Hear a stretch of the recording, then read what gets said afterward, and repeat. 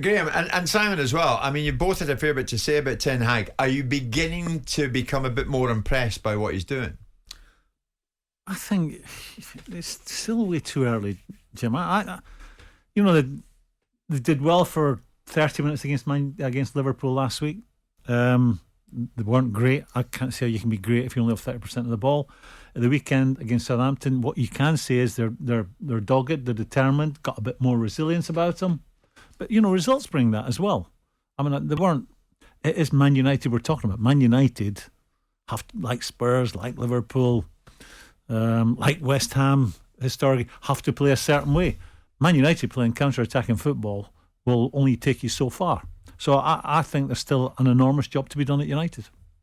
An enormous job. I mean, it's not as if the Glazers, Simon, are sitting in their hands. No. In comes Casemiro. No. Lisandro Martinez has been there. Eriksen, of course. Yeah. Malacia is there. And now Anthony. I mean, if they spend 84 million plus... Maybe 220, 230 million quid. I said this 2 weeks ago. I said that they will unleash a level of spend that people might be surprised by. And that when this window closes, whether they bought good players or not is a different matter.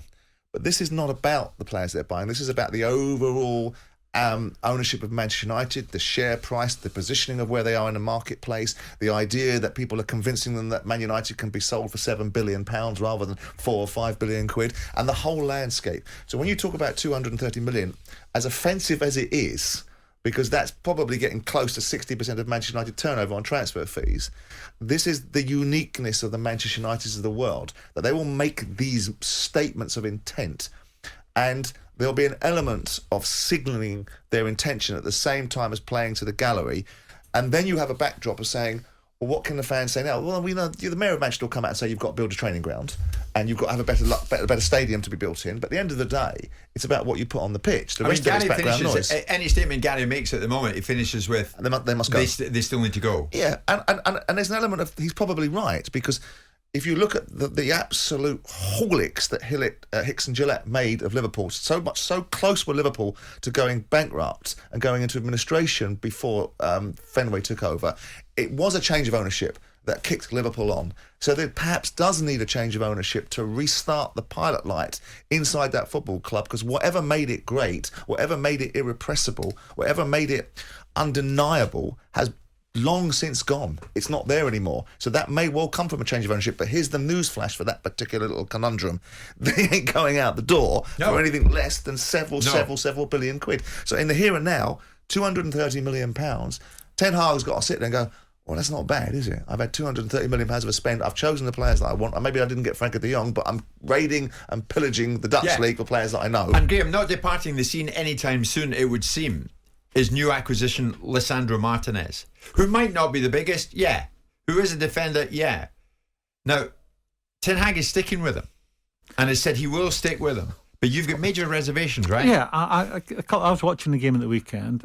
Shea Adams, they were putting Shea Adams up against him, and the goalkeeper and other members of the Southampton team were loading it down that left-hand side. They were trying to stick it on his head.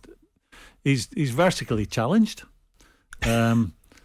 And I was racking my mind to come up with anyone who's played in the Premier League or indeed the First Division that size and been a success. I think he will get sorely tested and be found out going forward, because I come back to it. He's not particularly... Imagine what Haaland's going to do to him. Oh, or Nunez at Liverpool. Mitrovic. Oh, dearie me. It'll be a mismatch. I think that mumuch of a mismatch? He's 5'9". Are we talking about a major mismatch here? Ten Hag's going to stick with him. He's got confidence in it. You want a small wager?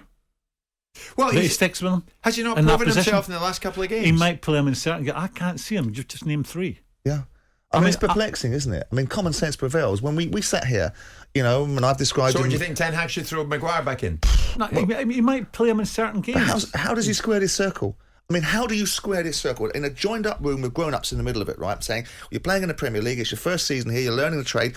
Go get Tattoo out of Fantasy Island going, the plane, right? Go and get a 5'9" centre-half to play against... It's in John Murtagh. Grown-ups in the room sitting there going, that sounds like a good choice. And by the way, let's spend 60 million quid on it as well. I mean, he's not particularly special at anything. I would say he's feisty, he's aggressive. The other thing I don't like about him, He goes to ground too readily. That is not a good sign for a defender. The clever ones, stay on their feet and they're reading it. They're there. They're anticipating. If you're lunging all the time, it means you're not reading it. But I come back to his size. He will get found out in the Premier League. And I'll fire this question out maybe to the listeners. I cannot, and I've been in the game a long time, watched the game, been in the game a long time. I can't tell you anyone that size that's been a success in our game. I think ultimately you get found out. I mean, is he likely to get found out anytime soon? If found out is the right phraseology here. Right. You have to go back 2 weeks. Ivan Toney, and that mob found him out. Well, who's going to find him out when they play Leicester on Thursday? Who's going to find him out when they play Arsenal? Arsenal are not a team of giants up front. But it's not always that direct one-on-one. It's not always a striker at a set piece. You can bet if I'm Van Dijk, I'm going to go and stand next to him. But other players of that stature do not get bullied. And I'll throw one at you. N'Golo Kante, I know he's not playing as a defender, but he doesn't get bullied. It's a different position. He doesn't get bullied. It's a totally different position. He'll get found out on the far post. People will target him. Shea Adams targeted him. The goalkeeper at Southampton was launching everything on top of him. Shea Adams was bringing it down on his chest. It's a problem you don't need. You haven't provided yourself with a solution. You've potentially provided yourself with a problem. And that's not the purpose of spending £60 million on a forward. That's putting a square peg in a round hole. What does it tell us then? He's keeping Maguire out. What does it tell us? Well, I mean, it tells us as much about Maguire as it does about him. I think he's been treated unfairly. I quite like Maguire. I think there's more to come from him. And I think there was some momentum gathered against him that I thought was quite unfair. Why? Who's peddling this narrative then? I'm not a fan of Maguire's, but who's peddling this narrative? It comes back to that. If you're bought Man United, there's a premium to be paid. Man United always pay a premium. That's a part of being Premier League and Man United. And he was the most expensive defender in the world. So right away he's targeted the first mistake. The most expensive defender in the world shouldn't make that mistake. I come back to it. Maybe his partners have not been the best. It is a partnership of all the places on the football pitch. It's not so much strikers now because they generally get isolated up there. Partnership today is 2 centre-backs and a goalkeeper partnership. That threesome there is paramount if you're going to defend. They have an understanding. I would suggest that maybe his partner's not been the best. I don't want to spend all the show talking about Man United, but I think Maguire is better than what people think he is. And that's coming from a football person. But he remains on the bench, though, Graeme.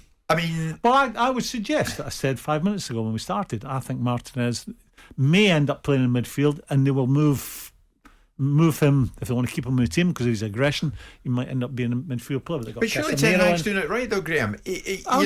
Surely he's doing it right. The scrape through against Liverpool, the scrape through against Southampton. It's Man United spending 240 million quid. Scrape through against Liverpool.